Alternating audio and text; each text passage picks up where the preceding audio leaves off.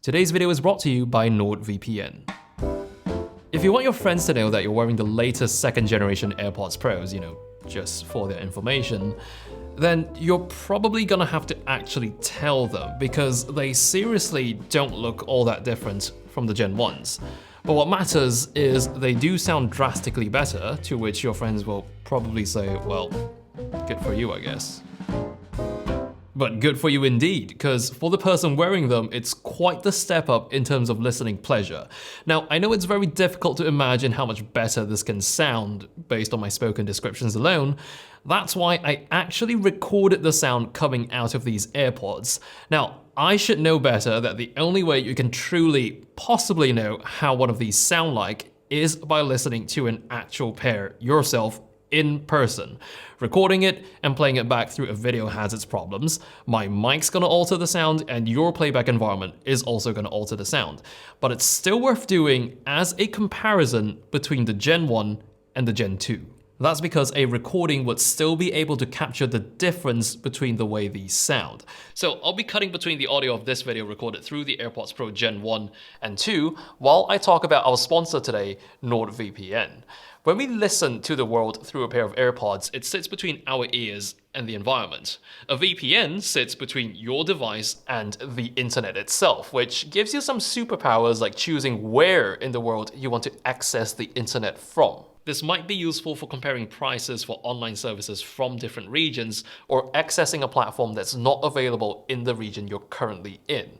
And because your internet traffic is encrypted when using a VPN, your internet service provider cannot see, let alone track your online activity. For even more privacy, there's also the option to double the encryption by routing traffic through 2 VPN servers. NordVPN also comes with threat protection at no additional cost. It blocks intrusive ads and web trackers, as well as scan your downloads for malware. These features work even when your device isn't connected to a VPN server, so it's really become more than just a VPN. All of that costs only about the price of a coffee a month, so make sure to use my special link to get a huge discount on NordVPN. And now for those of us who use our AirPods almost exclusively for music, here's the same test, but with just music.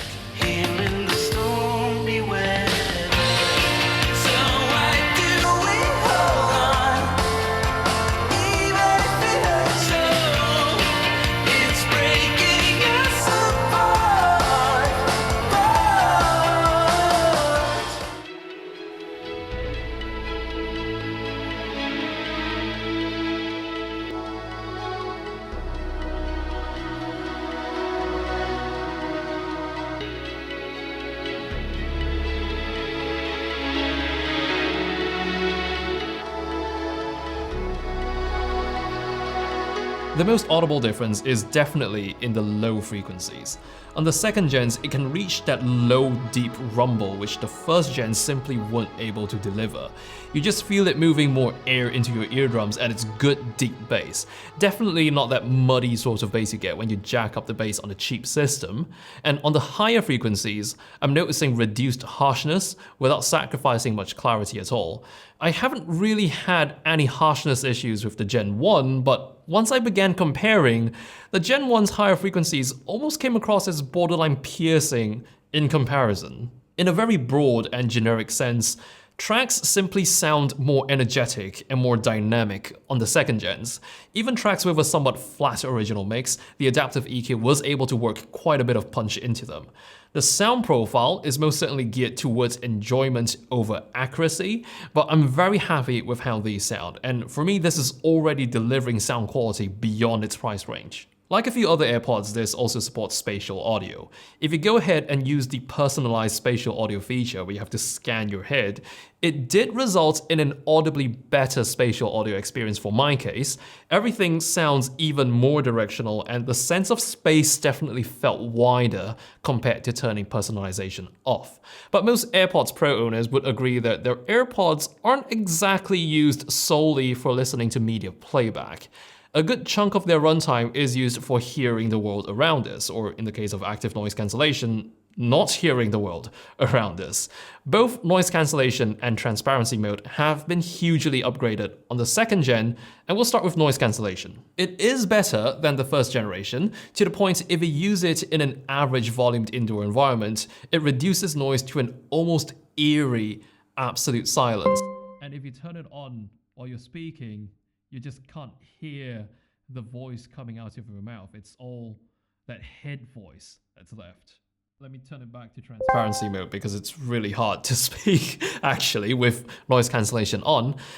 Again, it's one of those things that's very difficult to quantify, so let me simulate what it sounded like in the cabin of a Boeing 737 through the ANC of each generation of AirPods Pro.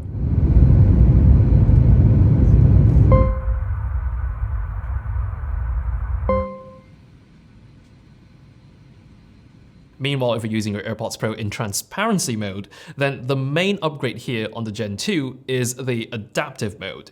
It reduces the volume of loud sounds only while leaving everything else as is, so being the nerd that I am, I like to think of it as a real-life compressor plugin for my ears.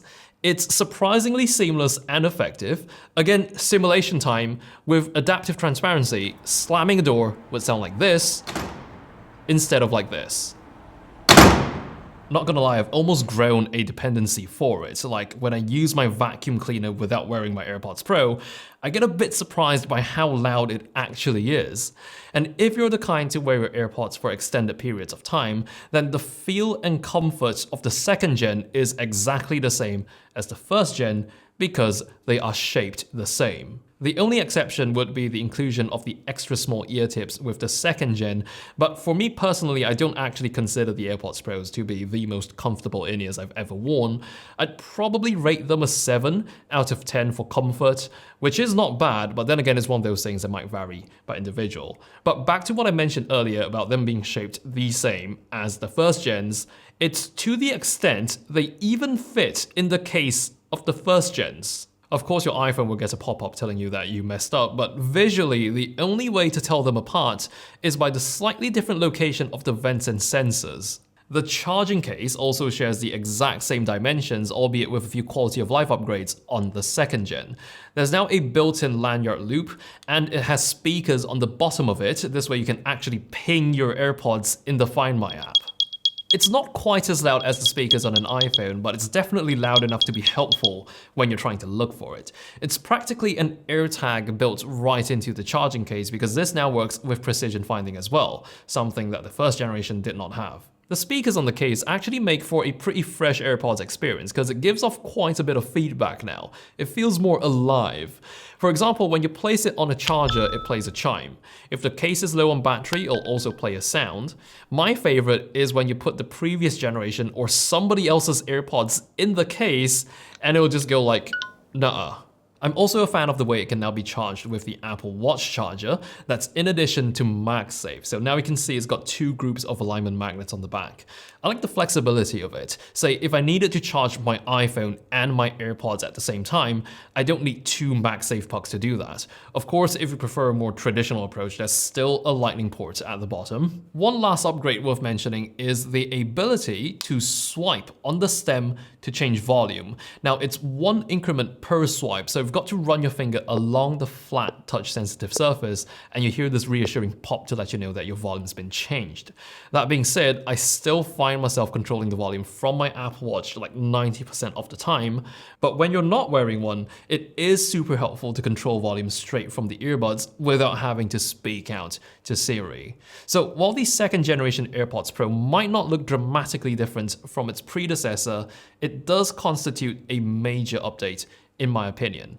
If you're a first gen owner who's on the fence, my take is if you were happy with the Gen 1, then you will be definitely happier with the Gen 2. After I upgraded, I honestly can't go back to my Gen 1s, and if you made it this far into the video, I'm pretty sure you know exactly why.